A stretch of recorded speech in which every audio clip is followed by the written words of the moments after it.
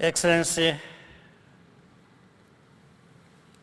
Kassym-Jomart Tokayev, President of the Republic of Kazakhstan, Excellency Gordana Davkova, President of the Republic of North Macedonia, distinguished leaders, ladies and gentlemen.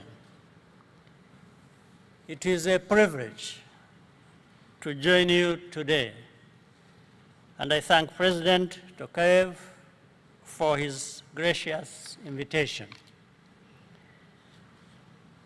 Kazakhstan's prosperity is a reflection of its bold leadership and the resilience of the Kazakh people.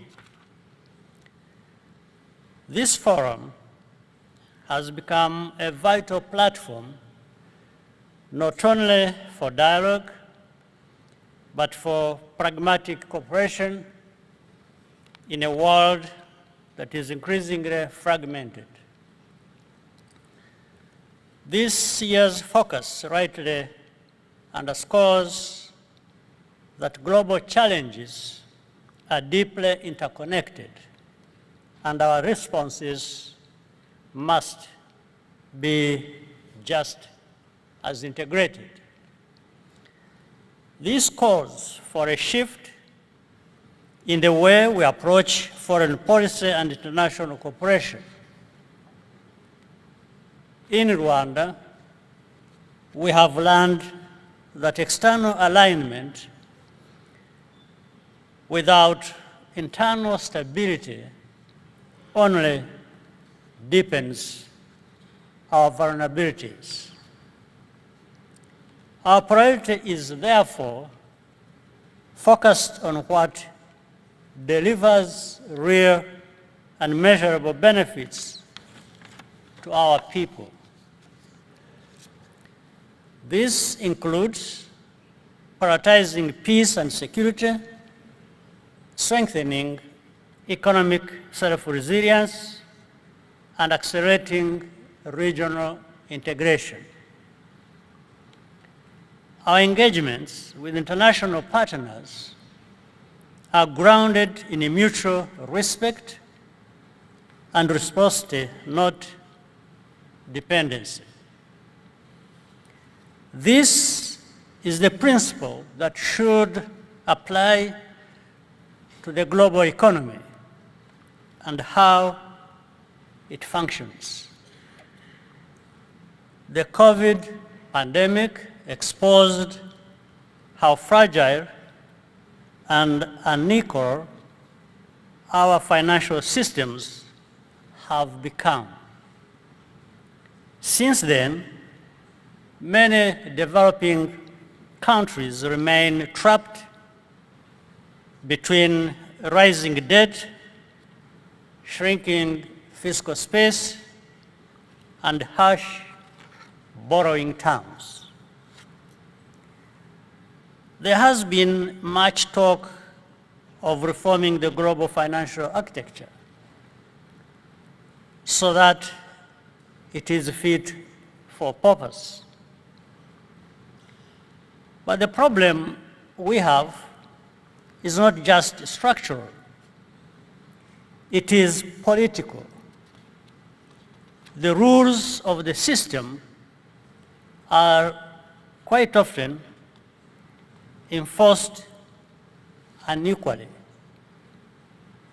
At the same time, the criteria for assessing financial risk are based on outdated assumptions that disadvantaged countries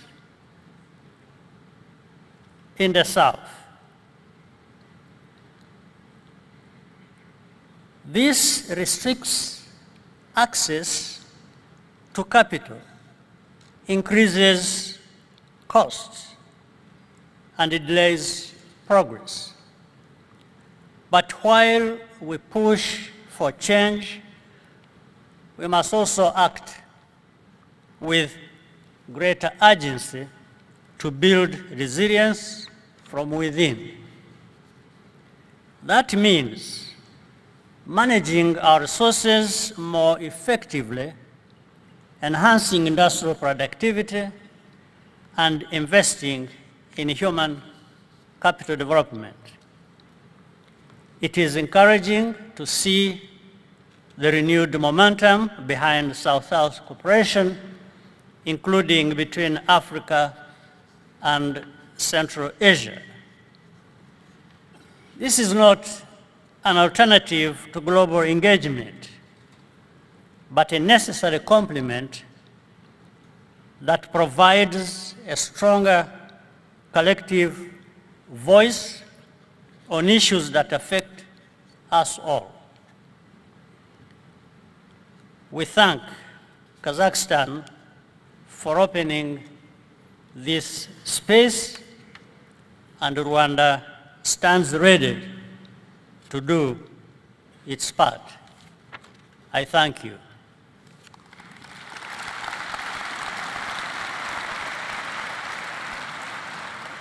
President Kagame, thank you so much. I want to ask you your point about building resilience from within, because it's something that you've talked about now for many years, whether that's education, partnerships, as President Tokayev talked about with other nations, Kazakhstan, of course, being one of them, select investment.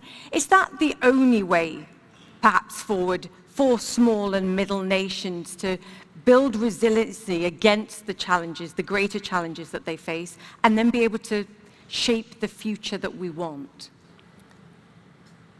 I believe, regardless of whether one is small, middle, or big power, resilience is going to bear out everyone at the as a starting point. That's where I start from. And for us in Rwanda, we learned from our history.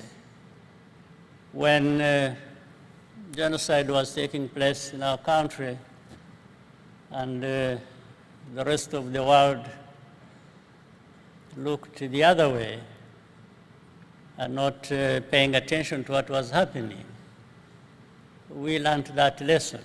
And that's how we began putting our pieces together and trying to build from within and bringing everyone to contribute and creating that level of trust that gave us an opportunity to build institutions that were accountable to our people's needs directly. But this does not stop us from cooperating with the rest of the world. In fact, we got support from a number of friends and partners. But this would not have been helpful, or would not have had impact if we were not standing together ourselves and doing our part from within. And that support may have been less forthcoming too. Can I ask you about the security challenges as well? And we can name numerous of them: the situation in Ukraine, Gaza at this moment, closer to home, Sudan, even on your border with the Democratic Republic of Congo.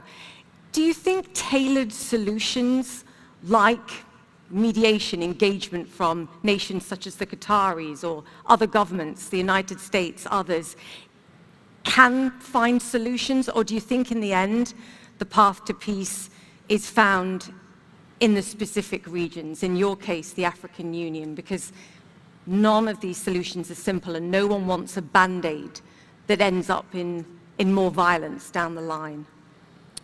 Well, I mentioned that we learned our lesson, and not only from our own, but from what we see elsewhere. Security is very important, and peace, for any development or meaningful one to take place.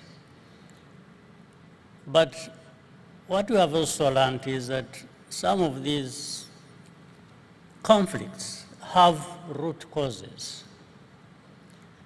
They just don't emerge from nowhere and you have conflicts. No, there are these histories that have not been resolved over many years, and are the ones fueling conflicts over and over again. Now, what we have across the world, we find there is more paying attention to managing conflicts rather than addressing these root causes. And all you expect, therefore, you can cool down the situation, and a few months, few years later, you have the same crisis getting worse, or others emerging, branching from what you are trying to resolve. So you don't just manage conflicts, you address the root causes. And that's what has been lacking in most of the cases that I'm aware of, including our own in the region, the one we have in the region affecting all of us. So, and we have the whole world paying attention, making a lot of noise, but all they do is just have ceasefires and short-term peace and discussions over it and so on and so forth. And then it spirals back to where we were at the beginning. So the root causes must be paid attention to in order for the lasting solution to be found for the conflicts. Understand the history, understand the vested interests, and understand where nations lie. Right. Very quickly, you're a pragmatist, I think, as a leader, but what I also notice is you're an optimist. What keeps you optimistic? Because we've listed a whole load of challenges already today. Well, I start with knowing where I have come from as a person and my country. You also understand that the same weaknesses or failures that create such tragedies like my own we faced in our country of a genocide, there are people behind that. There is politics behind that. But in the recovery and where we are today, you know that there are also people who can do good things and who can refuse to be crushed by the weight of these problems and emerge and deal with them and look for toward a better future, as has happened in our case. Change is possible. I think that's the message. Change is possible. The President of Rwanda, Paul Kagame. Thank you, sir. Thank you. Thank you.